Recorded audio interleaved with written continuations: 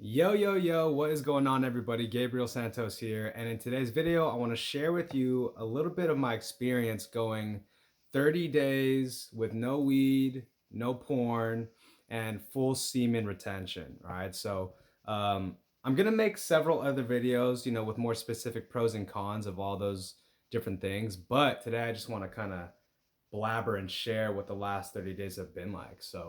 Um, I want to give some context, but to get right to it, I found it to be, first of all, a valuable experience. Right, I've gone 30 days without weed before. I've gone like 29 days without porn and semen retention. Um, but I would say maybe with that, going the full 30 days was valuable just in terms of setting myself upon a challenge and completing it, right? I think a lot of us, we always have lofty ideas of, going 30 days, building this habit, or 30 days not doing this thing. And I know many of us know what it's like to fail and not follow through and not complete those things. And so just the simple idea of saying I'm going to go 30 days and then actually doing it, it's a big win. It's a big win. There's a sense of confidence that comes with that. There's a sense of certainty that comes with that. There's a sense of trust and integrity that I've developed with that. Um, and so, just in terms of, not even in terms of the benefits of like not watching porn and stuff, just the committing to something and following through is very powerful. Now, in terms of no weed, no porn, semen retention, um, there's a mixed bag of opinions on no fap, being weed free, no porn, semen retention. And at the end of the day, it's going to affect everyone differently. And some people don't experience any drawbacks with, doing those things. Some people do. Some people experience massive benefits when they stay away from those things, and some people don't. And so, um, at the end of the day, it's on each of us to discover what habits, what rituals, at what frequency serve us best. Right, serve us best. Now, with that said, um,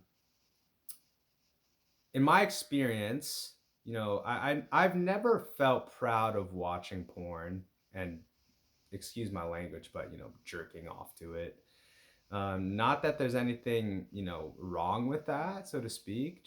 I just never felt proud of that. It's something I'm always hiding, um, and it's I don't know. I don't know if it's I don't know what that's about, but just the idea of like you know whacking off to images and videos, although I know that's normalized, that never really felt good. I think there may be a subconscious message we send to ourselves when we do that, especially as guys. It's like, hey, I'm not worth actual sex. I'm only as good as this fake image, fake video sex. And there's a lot of like like disrespect in that regard, right? And like low self-esteem and low self-worth. Um, Especially when there's not real sex happening or real relationships with women. And I think that combination is kind of a very powerful combo in a negative sense. um, in terms of semen retention, so I remember the first time I tried this out, and for those of you who don't know, semen retention is just simply not busting your load for any reason. um, Holding it in, retaining, that's what retain means. Retain means to keep. And so I remember when I first tried this out, and this was a couple years ago. And one of the things I noticed immediately within the first 3 days was a sense of emotional stability. And what that felt like and looked like for me was, without semen retention, busting my load all the time, it was very like frantic. Like I was missing a sense of security, and my energy was up, down, left, right, and kind of all over the place, right? But when I would retain, all that chaotic energy and emotion would have a sense of stability around it and structure. So this containment. I don't know what I don't know if I can attribute that just to semen retention per se, but there's definitely a sense of security and emotional security and energetic fullness and energetic wholeness that I experience when I retain. Um, and just like this presence, this strength, this energetic presence and strength that I can feel, and it can be subtle at times, but it's like there's this aliveness that I can feel when I retain, um, which kind of leads me to one of the uh, kind of challenges of retention is like, when do I release, right? When do I release? So that's something I'm still playing around with.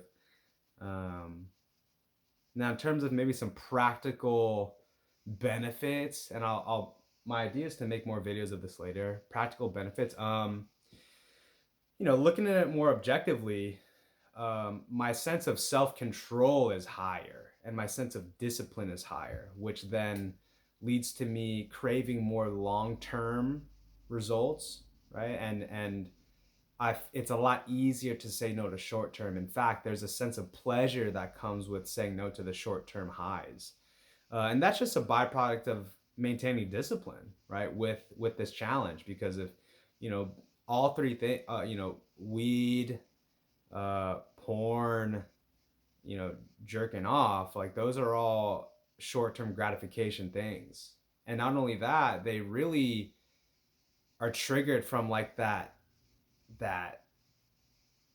what's the word, that fiendy dopamine place in our brains, right? And so to take control of that and to be at the forefront of your decision making and not just run to high dopamine pleasure, by default, it's rewired me, right? And so um there's not a lot of pain when it comes to saying no to short-term pleasure, and there's not as much pain when it comes to seeking long-term pleasure. If anything, what my brain is now looking for is like, all right, what are some other ways I can get massive payoff, right? So that's where naturally, my brain and my desires are like, all right, so what are things that I could build? What are the goals that I can accomplish? What are things that I can dedicate myself towards that would have massive payoff? Because I'm no longer getting massive payoff through weed and busting a load, and watching porn. And I think this is where, the community of no fap, or maybe quitting weed or things like that, like they get this philosophy of like, if you put these things down, your life becomes tremendously better. Um, and it makes a lot of sense, right? Especially if you're someone who like only does short-term pleasure with weed and fapping, and then you let go of those things, like by default you're going to gain more discipline. By default, your brain is going to start looking at your life and be like, all right, do we like how our life is going? How can we improve? How can we grow? And I'd say in that way, right, that the dopamine receptors and kind of the dopamine flow is like corrected. And what I mean by that is, like, by default, our brain wants to grow. It wants to grow. It wants to get better, be more healthy, have more vitality, have more success. But when our brain is rewired towards porn and weed with no hard work in between, it's like, oh, okay, we don't need to do any of that stuff. We can just go to the porn, go to the weed, and we're good to go, right? The dopamine blast within you. You just fucking sit there super high, and you don't need to do anything with your life, because why would you need to, right? The brain's like, I got what I was looking for, right? Which was massive payoff, right? And so again, just in terms of the the natural flow of things, right? If you let go of weed and porn as a massive short-term payoff for no work, then by default, right, your brain's going to be like, all right, how can we start to get massive payoff? How can we start to feel good again? And naturally, you're going to look at your life and start to correct it. It's like, oh, my room's fucking dirty. I don't like the way it is. Let me fix that. right? My health is not in order. How can I correct that? I don't really like my job. How can I correct that? I want to make more money. How can I correct that? And so when we don't spend all our time going towards weed and porn as our way to have a payoff, we start to then look at what are the goals I can create and accomplish. And then, our focus then turns towards our lives and how we can better them, not running away and just, going towards short term pleasure. Anything else? Anything else? One thing I've noticed is, especially with the porn and semen retention, is like, oh wow, the there are voids left open now that I don't fill it with those two things, and so, and man, I've been watching porn and jerking off the porn ever since I was like, I don't know, 10, and so there are these unprocessed thoughts and emotions that, or just emotions I haven't learned to cope with or deal with, things like anger, irritation, sadness. I'm having to learn new ways to deal with that, because before it's like, oh, I don't feel good, oh, let me just go watch some porn, or whatever, jerk off, whatever. And so now that that's not on the table, I am I am forced, right? But it's more like it's an opportunity to see, oh my God, what are things I have not learned to process?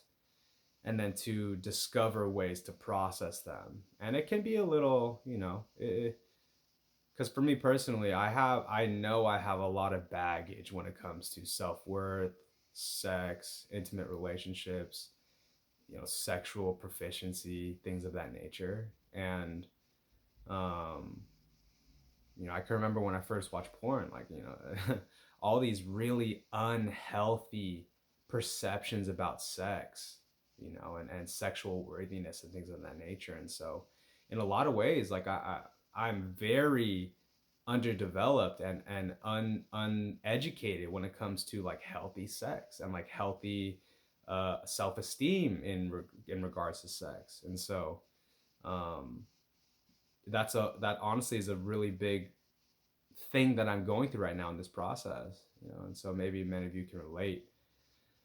Overall, it's been a healthy journey. It's been a healthy journey. It's very empowering. Lots of energy. I prefer it. I prefer it. What does that mean moving forward? For those of you who've been following this channel for a while, you know that I've been up and down, left, right with marijuana. I would say at this point, my main focus overall is to continue growing, and um, just looking at kind of the results of my life the last month, as well as, other times when I would limit my use of these things. Um, the less I use them, the better off I seem to be. And I think the name of my game right now is, what are other healthy, more sustainable ways that are in alignment with my truth to get my kicks in? Like, how can I reach really high states of consciousness and emotion independent of marijuana use, right? Or psychedelic use whatsoever? What are ways that I can feel orgasm without having to watch porn and release, and so that's where new opportunities and journeys open up for me, right? How can I, what, and then even the even bigger question is like, what do I want to do with my life? And that might be too big of a question to ask even for myself, but these are the questions that come up. And then from there, I can determine where, what habits come into play, what habits need to be released, what actions serve that, what actions don't. And I think at the end of the day, maybe to leave all of us with is like, it's not about, oh, I don't smoke weed, I don't watch porn, look at me, right? That's why my life is great. No, like, that's not what it's about. That for me comes across as like, oh, they're like religious, and it's not about that. It's not about because of this, being very culty. It's more of like, what do I want in my life? What do I like about my life? How do I like to feel on a day-to-day basis about myself, about how things are going? And then to pay attention to what leads up to that, and then pay attention to what takes me away from that. Um, and I never say never. Like, I'm never gonna say like I'm never gonna smoke weed again, never gonna watch porn again, or because that just doesn't work for me. Like, that approach, that mindset doesn't work for me. Instead, like I just said, my mindset is one of like, okay, what matters to me? Growth, feeling good, having a lot of energy, feeling emotionally stable, right? Pursuing things that matter, having energy for the day. Those things matter to me, right? Um, and things that also matter to me is like a sense of pleasure, a sense of reward, a sense of feeling really good. And so then the question is, what are the things that marry all of that together? And then from there I decide. And if ever I find myself, you know, using weed or watching porn or ejaculating, like, the point is not to be like, oh no, my God, bad boy. It's like, sometimes that shit happens, dude. Like, we're human beings, we fucking do things. So it's not like I'm not, and this is something I've had to learn over time, and I continue to practice this. It's like not being attached, like, oh, I can't do those things because it's bad, right? That's coming from a place of like judgment and morality, which never seems to work for me. And so, anyways, take into account all of this how you will. Again, my plan is to make maybe more detailed, kind of like, what were the 10 pros, what were the 10 cons, what are some tips.